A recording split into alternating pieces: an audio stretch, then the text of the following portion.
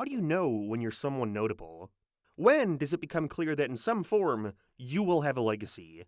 To me, that can all be answered by listening to this simple tune and telling me what comes to mind.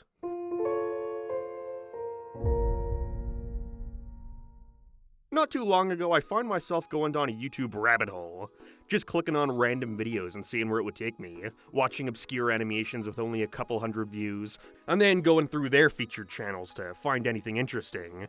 Just mindlessly clicking and watching for hours trying to find anything worth watching. And that's when I came across this. If you want to paint a painting or you want to learn to draw, if you want to be creative like some artist that you saw. Now to some of you it may seem strange as to why I'm showing this. Who cares? This just looks like some weird low-budget puppet show thing. And you'd be right, I thought the same thing. Until I kept watching, and what I saw had my jaw dropped. But their next door neighbor Tommy doesn't care much for their art. So how can they make his imagination grow? Wait, go back, just a couple seconds. Is that the goddamn Nostalgia Critic? I had to double-take, try and comprehend what the hell I was looking at. Why is Doug Walker, the Nostalgia Critic, the guy with the glasses, the man who remembers it so you don't have to, in this weird Art Attack knockoff on a YouTube channel with just over 500 subscribers that hasn't uploaded in almost a decade? And this wasn't just a one-off, no. There are a good dozen or so episodes, all of which feature Doug Walker as a main part of the cast, playing some kinda Squidward-esque neighbor to the titular cartoon guy's show. Hi, I'm Tom. I just moved in next door and I want to introduce myself. Tom, that's a great name. Nice guy. I had a million questions. When was this made? Was this before or after Doug found his fame on YouTube? I guess I could be mean and cross-reference his hairline, but where did this originate? It couldn't have been for YouTube. Why can I find a listing for it on the official PBS website? Did this air on TV somewhere? Why did they stop making it? What is Doug Walker doing here? And all that left me with just one thought. Wow, Doug Walker is everywhere.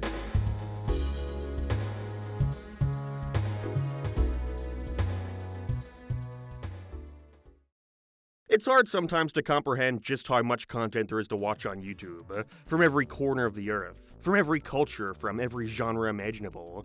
There's something for everyone, even the freaks unfortunately. It's said that the human race today, on average, lives for around 700,000 hours in their total lifetime.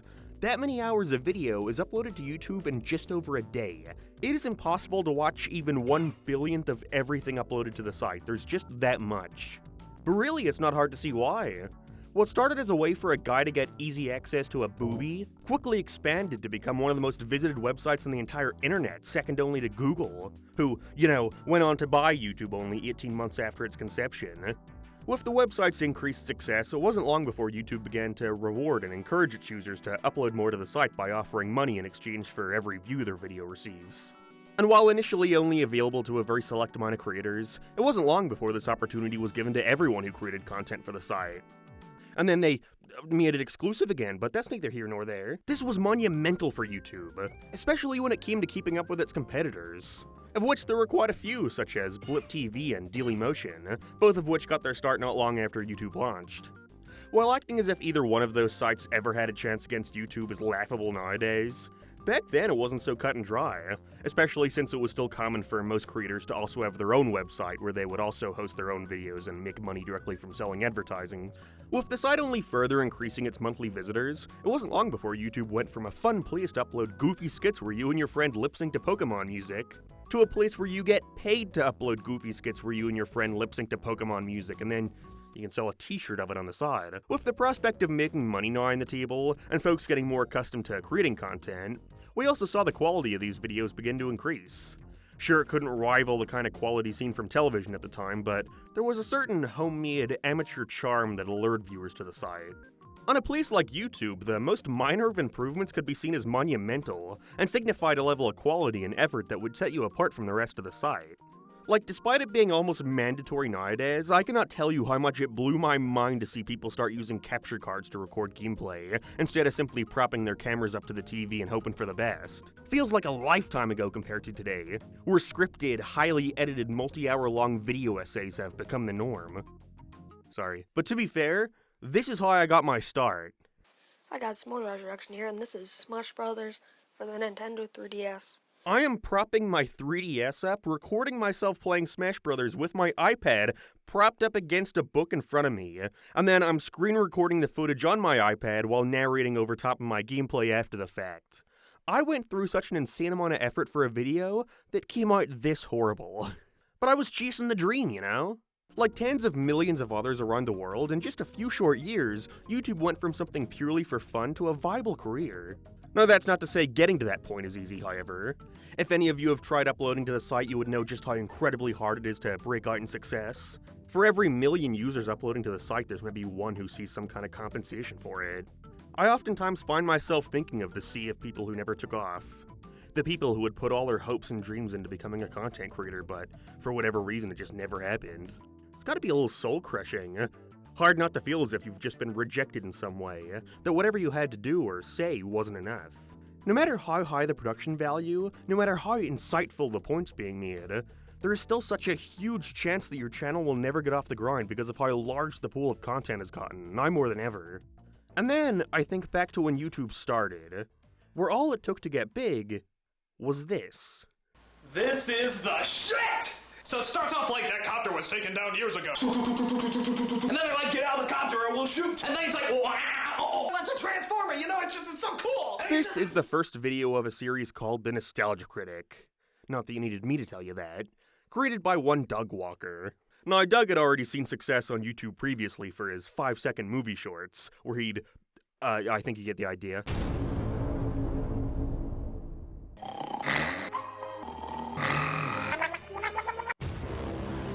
But The Nostalgia Critic was by far the first time Doug was reaching monumental success for his personality, or at least the Nostalgia Critics, as he would completely tear apart movies, in particular ones from his childhood. It was a hit, he had gone viral. So much so that it allowed him to quit his full-time job to pursue being an online entertainer. Even made a video about it.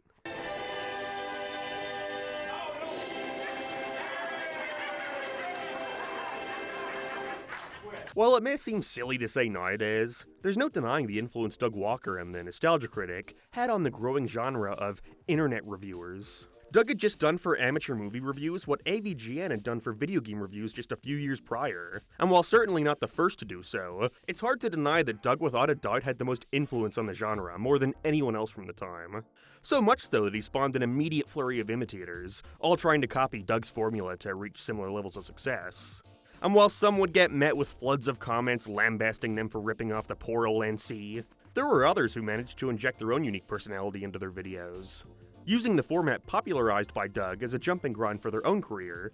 And it's funny because oftentimes when we see someone notable noticing others getting fame from imitating their work, they would respond with hostility, ensuring no one rips them off for lack of a better term. But Doug Walker instead responded by embracing them, bringing them into his new collective of creators with a company he would name Channel Awesome. As Channel Awesome would continue to grow, each creator having their own series of ups and downs, frequently collaborating with each other, building this sense of community. Still though, none of them could surpass Doug. More so than any other creator on Channel Awesome, the Nostalgia Critic became truly iconic in the online sphere. I mean, picture Doug Walker wearing a black hat and jacket. What comes to mind? Well, nothing really, it's just an ordinary Doug. Nostalgia Critic! No matter who popped up, whether or not they were a part of Channel Awesome, whether or not their content was better than Doug Walker's, nobody could stop the king. And while nowadays it seems almost confusing to go back to those early reviews, watching Doug scream like a maniac at Cartoon All-Stars, and wonder how it managed to garner so much attention. Why is Simon the Chipmunk's talking about marijuana? What kind of a slap in the face is that? I mean, Simon shouldn't know what marijuana is. I don't know. People find it funny and endearing. During the peak of internet forums and message boards, endless faceless users arguing with other endless faceless users. It was kind of gratifying to see this guy, with the glasses, just say everything we were all thinking. You have to remember as well, this was at a time when it wasn't as easy to let a company know just what you thought of their shitty new movie. And so again, there was a catharsis in seeing this guy with such a large following just say it how it is. To tear apart whatever slop that was being pumped out. To play those shitty games that suck. Oh, wrong guy. Now, I'm making a clear distinction when I talk about the Nostalgia Critic and when I talk about Doug Walker. And that's a distinction that went over a lot of people's heads at the time. Doug was not solely uploading Nostalgia Critic videos to YouTube and eventually his website. And with those other styles of videos, you gotta see that the NC was nothing more than a character giving nothing more than an exaggerated performance of Doug's thoughts towards a film. The Nostalgia Critic was something on the same level as bum reviews. It just so happened people enjoyed the Nostalgia Critic videos a whole lot more. It's not that Doug doesn't believe what he's saying as Nostalgia Critic, but it's evident he didn't react to things nearly as passionately as his persona would let on. I remember one of the first videos I ever watched on Channel Awesome was the Nostalgia Critic review of The Adventures of Sonic the Hedgehog, where he shat on it hard, going out of his way to compare it to the other Sonic cartoon running at the same time, known as Sonic Sat AM, which he presented as being this masterpiece of some sort. I always thought he went incredibly hard on Adventures of Sonic, getting mad at a dumb slapstick cartoon for being, well, a dumb slapstick cartoon. But then I saw this, Nostalgia Critic Real Thoughts on the Sonic shows, and at the time I thought, what do you mean real thoughts? The video should be the main thoughts, right? And that's when he starts talking about Adventures of Sonic in a way more neutral fashion, giving way more credit to it than he ever did in the proper review, acknowledging that the extreme reaction he had to it was purely at the request of the audience who demanded it. Again, it was all in service of saying what the audience was thinking. It becomes further apparent when you watch his first viewing videos, and compare it to the final Nostalgia Critic review. You can see him making his observations in real time and subsequently how he takes those observations to the extreme for the sake of comedy. It was madness! Why does this movie obsess with showing kids on the toilet? I'm really getting concerned now. This is a little eerie. What is going on, movie? I am asking questions about your director. Oh, by the way, here's a clip count I never thought I'd see on this show. Awkward boy on toilet scenes. There's uncomfortably a lot of those in this. I said for the sake of comedy, not that it was actually funny. Also, Doug completely misunderstands the point of Diary of a Wimpy Kid, by the way. This review sucks, but it's okay, we all got him. Anyways, I think a lot of people missed the fact that the Nostalgia Critic was clearly meant to be an exaggeration of Doug's thoughts. And in response, when making their own Nostalgia Critic-inspired content, they were getting genuinely angry at stuff that didn't really warrant the level of animosity it was getting. Security system takes control of Squidward's house and begins attacking the city, leaving the mayor to give Squidward community service for the damage he caused, even though SpongeBob and Patrick were in his house the whole fucking time. In some ways, though, I do think Doug is partially responsible for this perception. Because Nostalgia Critic is in this sort of middle ground, neither being solely a character nor Doug Walker himself, I think that's where a large source of criticism towards his film reviews came from, at least in retrospect. Him playing both sides of wanting to make extreme jokes about the media he talks about, as well as genuine points of discussion. It's hard to have it both ways, especially when you're supposedly playing a character. And what really didn't help him was another large factor of his reviews: the skits. You can't discuss Nostalgia Critic without talking about his obsession with inserting these long-ass skits into his reviews. You'll have these 30-minute videos on a film, and maybe a third of that is dedicated to Doug setting up the review with nonsense. I vividly remember before really knowing who the Nostalgia Critic was, I would click on a video really excited to see a review of whatever film they were looking at, only to get confused and bored, wondering when the actual review will begin, a format which was unfortunately also adopted by many influenced by him. Whoa! Evil Mark? I mean L.S. Dark? My evil doppelganger from another dimension? What are you doing here?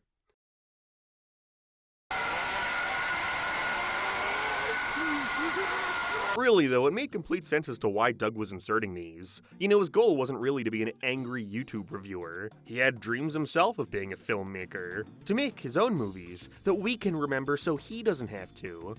These reviews slowly became less and less about what Doug had to say about the 2016 Ghostbusters reboot, and instead about the skit he could make parodying all the controversy surrounding the 2016 Ghostbusters reboot. Not helped when YouTube's copyright system started getting out of control, with Doug's way around this being to never use any actual clips from the movie he's talking about, and instead, he decided to recreate every single shot he wanted to use, which just creates such bizarre feeling videos. They really are unlike anything I've ever seen on YouTube, and I don't really mean that in a good way. It's a very odd period of his career looking back.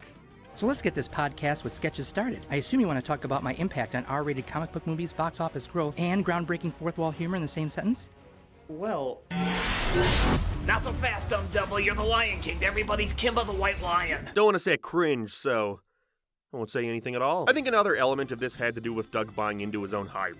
Again, he was the YouTube movie reviewer. Was just this guy studying communications in Illinois, and now he's featuring at conventions, running his own company, and reshaping film reviews. For better or worse, is up to you, but with that, I suppose there was only one next logical step. To make a movie. Then two more. What is there to say about these three films that has not been repeated ad nauseum for over a decade? Nothing much. They're drawn out, unfunny, downright creepy at times, and it seems that very few involved had a positive experience working on them. What always sticks out to me about them, though, is just how much Doug leans into this idea of himself as being the main character, fighting against some made-up villain to save the day. His final film, To Boldly Flee, is this 3.5-hour theoretical epic that attempts to break the fourth wall by having the Nostalgia Critic meet Doug Walker.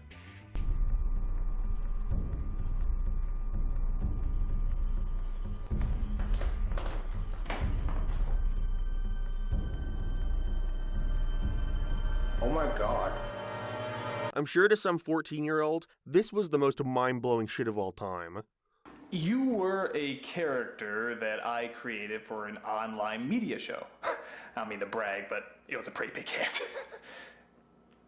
He tries to make some meta-narrative about the Nostalgia Critic leaping off the page and taking on a form entirely separate from Doug Walker. And if he chooses to leave, then everything they've been building will be undone. All this culminates with the Nostalgia Critic sacrificing himself to save the world, and Doug deciding to retire the character for good. Lasted about a year. Doug had felt he had done everything he could with the character, wanting to move on to bigger and better things creatively. He crowdfunded the money necessary to rent out a giant fuck-off studio to create a series of new shows, as well as bringing on more employees. And if there's anything we now know about Doug Walker, it's that he's not the best at managing a company. This, of course, fails to acknowledge the part of this that falls upon his brother Rob, and especially Mike McCod. The latter being extremely verbally abusive towards the members of Channel Awesome. And while it is true that Doug did the least of the bad things going on at the company, his ignorance towards it all doesn't make him any less responsible for facilitating this toxic work environment. Most of the site's longtime members leaving the group, wanting nothing to do with Doug Walker. Obviously, I wasn't there, but from the outside looking in, it never felt like Doug did these actions, or inactions in most cases, out of any sense of maliciousness. I instead believe it came from a complete failure on his part to take a step back and truly understand the massive undertaking that came with running a company. For a lot of the issues, it merely seems like Doug's approach to conflict was sticking his head in the sand and pretending everything was fine, which is still bad, don't get me wrong. But it seems like he was so accustomed to his formula of doing things, a formula he had been succeeding with for years, that no time was taken to stop and evaluate the feelings of his friends, many of which he, inadvertently or not, put through a lot of mental torment. I think that's why, to me, looking back on this moment into Boldly Flee goes beyond being just funny or cringe. To me, it just shows a level of hubris so extreme. He's the Nostalgia Critic! Everybody loves the Nostalgia Critic! He changed movie reviews as we know it! And so I find it fitting that this would be followed by a series of pretty brutal reality checks. The shows Doug created in place of new Nostalgia Critic content? Massive failures, more than he could ever imagine, I'm sure. A year after retiring the character, Doug announces the return of Nostalgia Critic, unquestionably to regain the viewership lost over the past year.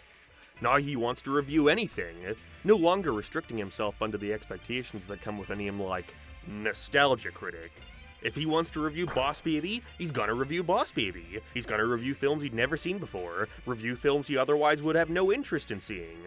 I think he realized how limiting the previous approach was for long-term success, especially now that he would have to stick to it forever. The videos became much less focused on the passionate, nerdy rage people had come to expect from the Nostalgia Critic, and instead, on genuinely trying to review the films he was looking at. Had the unfortunate ramification of people now taking all the Nostalgia Critic's points seriously, whether or not it came before or after the time he was trying to give genuine analysis. This is when you really felt Doug wanting some kind of creative outlet. One of the shows he made during the Nostalgia Critic's retirement was Demo Reel, a sketch show where he and his friends would recreate scenes from movies. Nobody really liked or cared about it. But he's paying for this massive studio, he's bought all these costumes, hired all these people to help out. So now, we get the drawn-out skits. We get the movie footage being replaced with he and his employees playing dress-up. And with the guy with the glasses trying to get out one review a week, them oftentimes reaching the 30-minute mark, the quality, which already wasn't that high to begin with, started to slip more and more. And of course, we all know what that culminated in.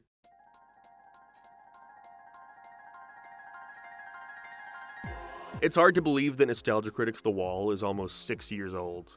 It's not often we get a moment where the entire internet just stops. Everyone taking notice of this one particular thing that's so enamoring, so odd, so bad. Doug Walker felt it time to review Pink Floyd's The Wall, a film from the 80s which was adapted from an album from the late 70s, which explores trauma, neglect, post-World War II Britain, and the British education industrial complex. It is a deeply personal film with Roger Waters pulling from his own experiences, and dealing with all these topics as a child and how they affected him in adulthood, as well as his view on the world he experienced. It is a poetic visual representation for the inner workings of somebody's damaged mind and unprocessed trauma. And Doug decided the appropriate way to approach this review would be in the form of a parody musical. It was bad. That's the understatement of the century, right? I mean, every content creator has made a bad video. I know I've made mine. But there is rarely a video so bad that everyone stops what they're doing to say, "What the fuck was going through your head when you made this?" It really had nothing going for it.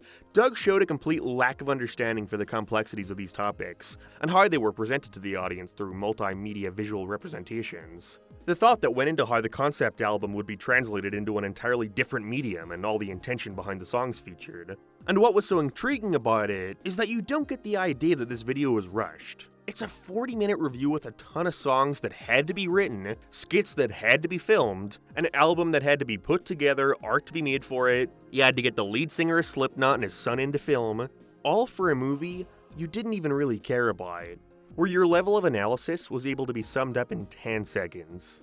Okay! I liked it fine. Yeah, me too. A little full of itself, but good music and imagination. Fair enough. And that only made things all the more insulting.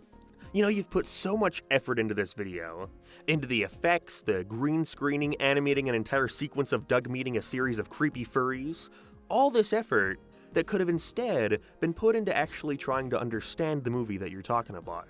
You know, if Doug released this video with the same level of analysis present, only formatted like one of his other videos, I don't think anybody would have talked about it nearly as much. It's just such an extreme case of misplaced effort. Doug clearly gave The Wall the same level of attention he gave to all of his other first viewing videos, no different to how he treated Diary of a Wimpy Kid.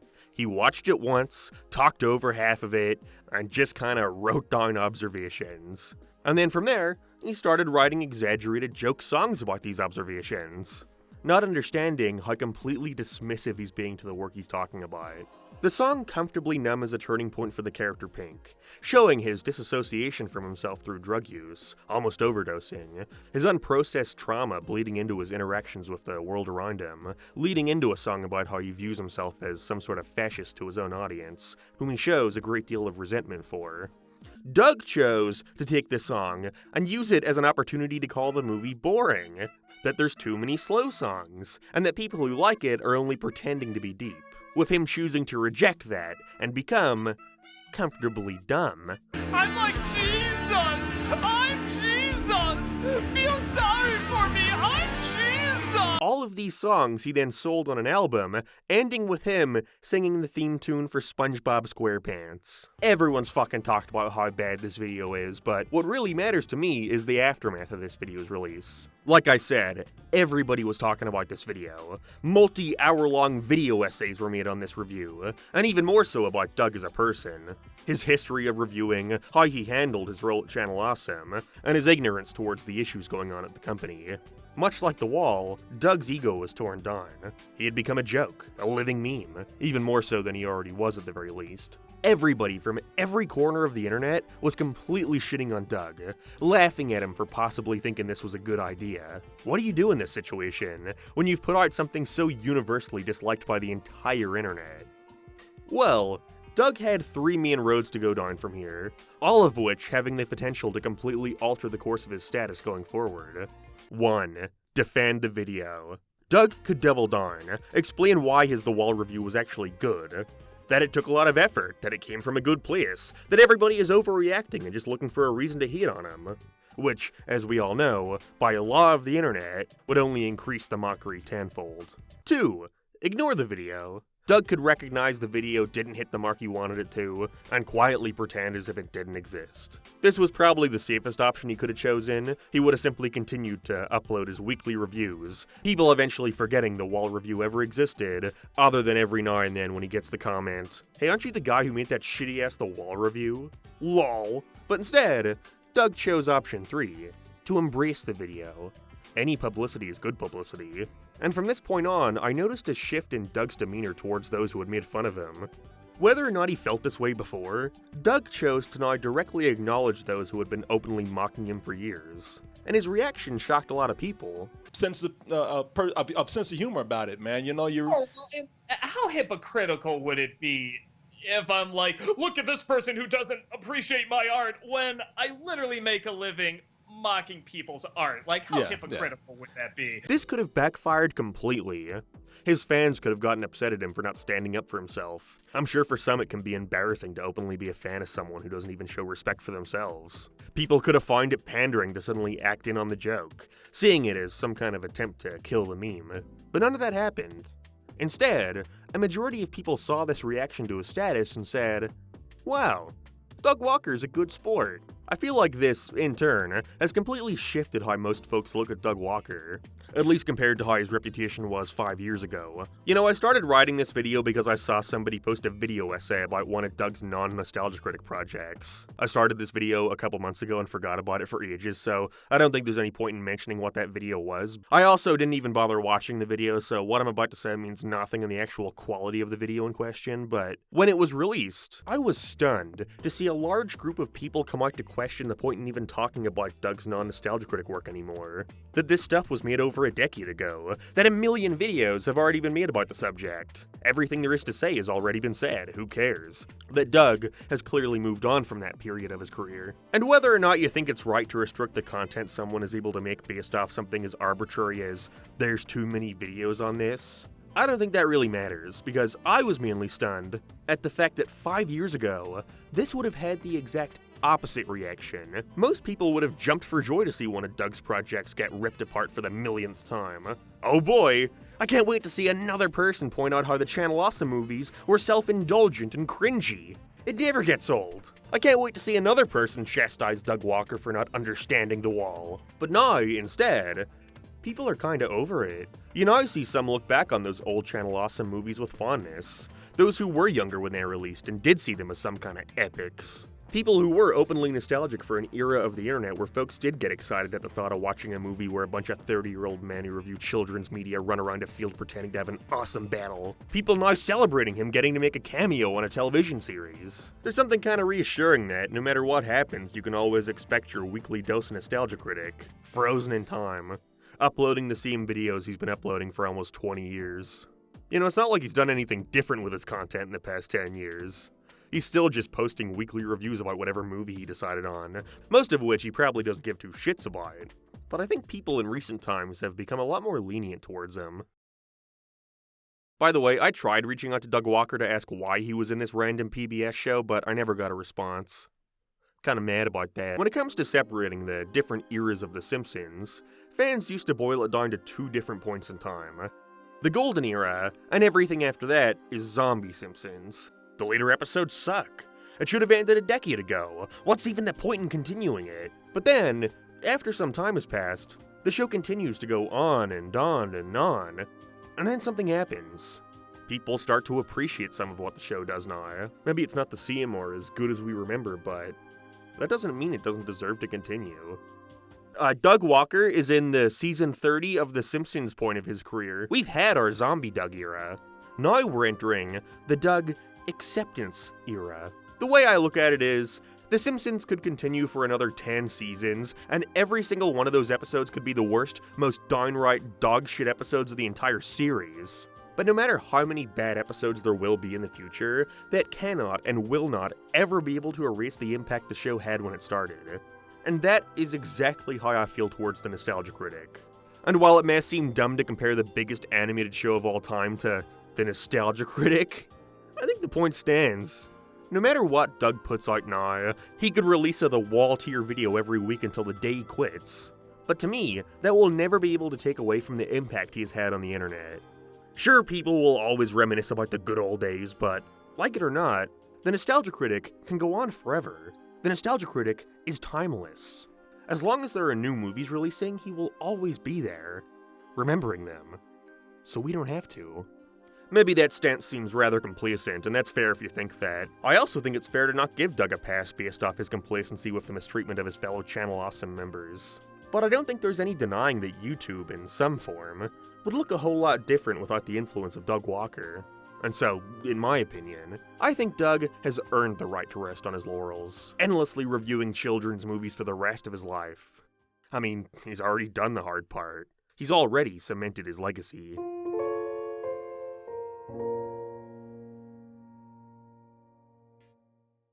Maybe we could ignore that Sailor Moon review, though. God, this is awful. Turn that back on. Who said that? I did. Penis.